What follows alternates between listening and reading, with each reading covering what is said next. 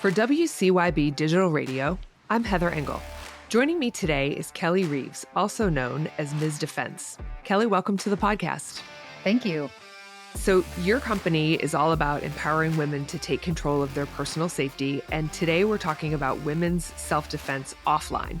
What does offline self-defense mean? So for example, I think about being able to protect myself when I walk down the street alone. Can you tell our listeners a little bit about the issue and share some statistics with us?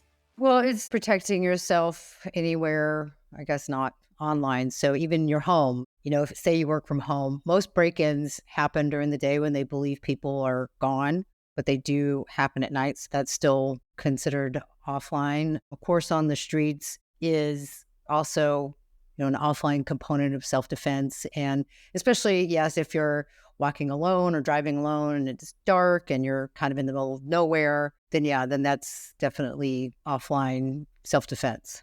So we know this is a problem, but I think many women aren't sure where to start.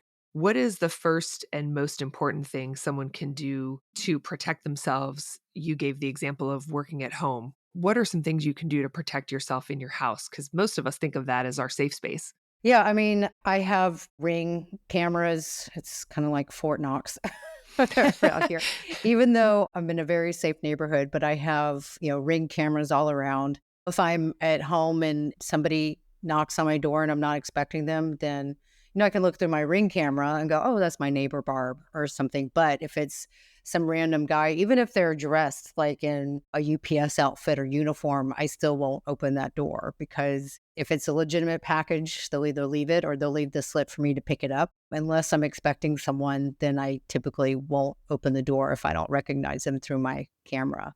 So that's one way. Of course, if you have a house alarm, if somebody breaks in through a door or a window that goes off, you can have in-house cameras. I have them mainly for my dogs. So when I'm not home, I can see what they're up to and they're not destroying something. But it helps also if somebody happened to break in, then I can see and record it and get identification. So those are things, just leveraging technology, I think, is the best way to protect your home. And obviously having good locks, making sure that your locks work, that even if you do have certain locks that a door can't be kicked in.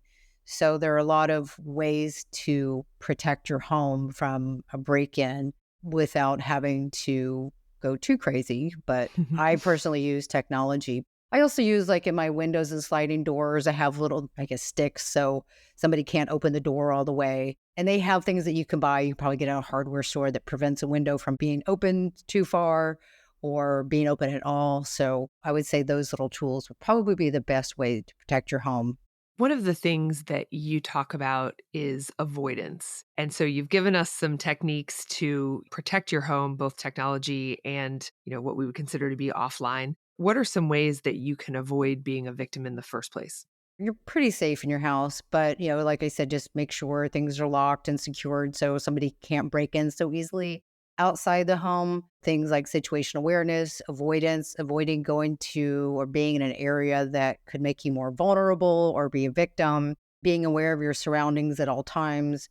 So those are the two, for me, most important aspects of proactive self-defense outside the home. If you find yourself in a situation that is a threatening situation, whether it's in the home or in the parking lot, walking down the street, what are some de-escalation techniques that you could use? Well, it really depends. You're unarmed and somebody is holding a weapon, say a gun or knife, and says, give me your purse or wallet, just give it to them. Typically, they're not there to cause harm. They want your money. So, your purse and probably everything in it is replaceable and you're not. So it's a de-escalation, because if you try to argue with them or whatever, then it could get worse. So it's just like, okay, here's my purse. Bye, take it. So that's one way. It really depends upon the threat and the situation. And there is the, Cooper color code of situational awareness, which is white, you're completely unaware, kind of just oblivious to your surroundings.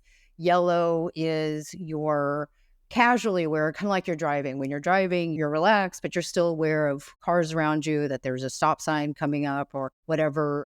Orange is you've identified a threat, and that's when how the body starts to chemically react with adrenaline and cortisol. And then red is actual engagement. So you're actually having to physically engage with an attacker, either by physically fighting or with a weapon. So say you're walking down the street and somebody is saying rude things to you, the best way to de-escalate is just to avoid them. Like, don't engage with them.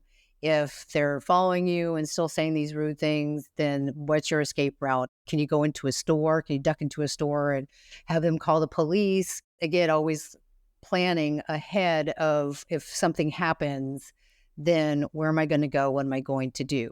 So if somebody is really intended on causing you physical harm, that's pretty hard to de-escalate unless you have a good weapon. And I know guns are a very sensitive topic for many, but if you know how to use one and you're well trained with using one and you have absolutely no other choice but to pull it out as a way to stop the threat, then that may be all you have. But if it's just somebody being verbal, then just try to ignore them. And it's the same thing. I know we'll talk about online stuff, but if somebody's being a troll, just ignore them, delete them, and walk away.